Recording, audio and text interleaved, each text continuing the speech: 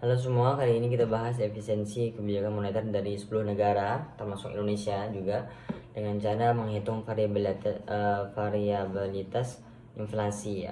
Apa itu variabilitas inflasi? Gimana cara hitungnya? Semua bakal aku jelasin detail di sini.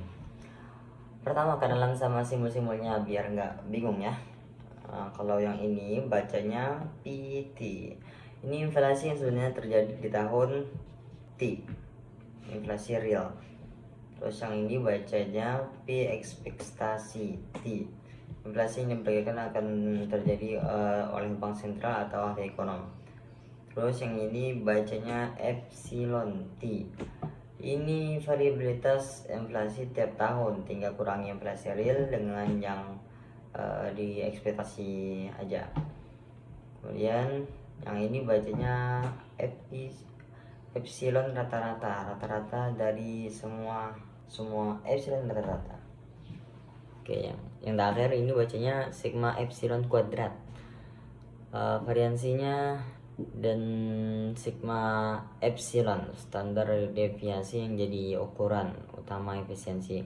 Soalnya simple, semakin kecil apa namanya sigma epsilon ini, berarti bank sentral berhasil menjaga inflasi sesuai ekspektasi, kebijakan moneter semakin efisien. Ini dia data inflasi real dan yang diekspektasikan dari 2015 sampai 2024 untuk 10 negara. Misalnya Indonesia tahun 2015 inflasi realnya 6,3%, yang diekspektasikan 5,5%. Tahun 2022 inflasi realnya naik jadi 5,5% karena dapat kenaikan harga minyak global, ingat kan? Sedangkan investasi cuma 4,0%. Kita pakai data ini buat hitung variabilitasnya. Cara hitungnya ada 5 langkah. Yang pertama itu inflasi real, yang artinya simbolnya dikurangi dengan inflasi ekspektasi. Contoh Indonesia 2015 ya, 2015 dibagi, contoh Indonesia 2015 itu 6,3 dikurang 5,5 jadi 0,8. Itu rata-rata variabilitas dengan jumlah semua dibagi jumlah tahun. Hitung rata-rata variabilitas dengan jumlah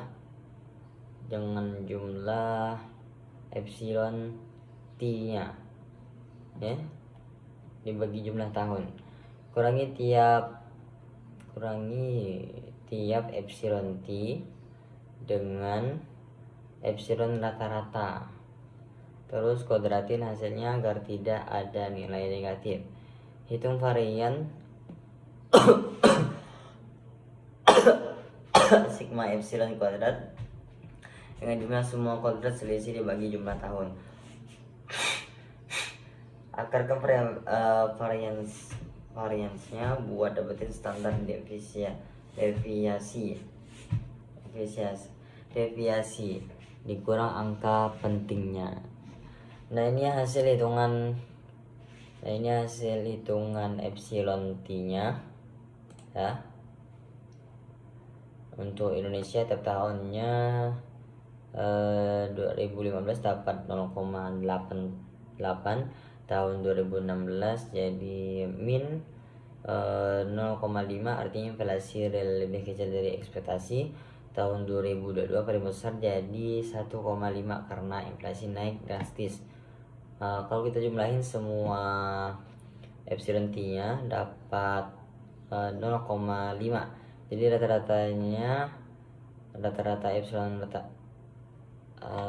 jadi rata-ratanya tuh berapa ya?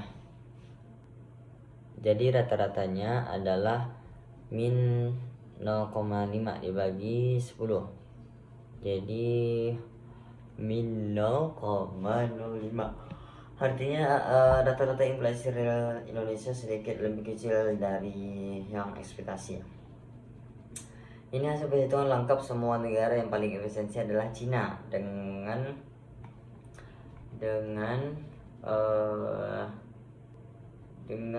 deviasi 0,6 0,67, lalu Indonesia di urutan kedua dengan 0,73 dan India ketiga dengan 0,99.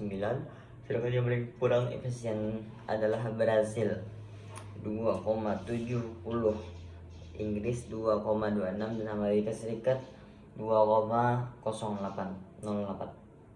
Angka kecil itu menunjukkan bahwa bank sentral mereka bisa menjaga inflasi sesuai yang diharapkan. Apa yang bikin kebijakan moneter jadi efisien atau tidak? Negara yang efisien biasanya punya bank sentral dengan target inflasi yang jelas, komunikasi yang terbuka sama masyarakat, dan sistem moneter yang stabil. Misalnya Bank Indonesia punya target inflasi 2-4% setiap tahun. Jadi masyarakat investor bisa merencanakan keuangan dengan lebih baik. Negara yang kurang efisien biasanya terkena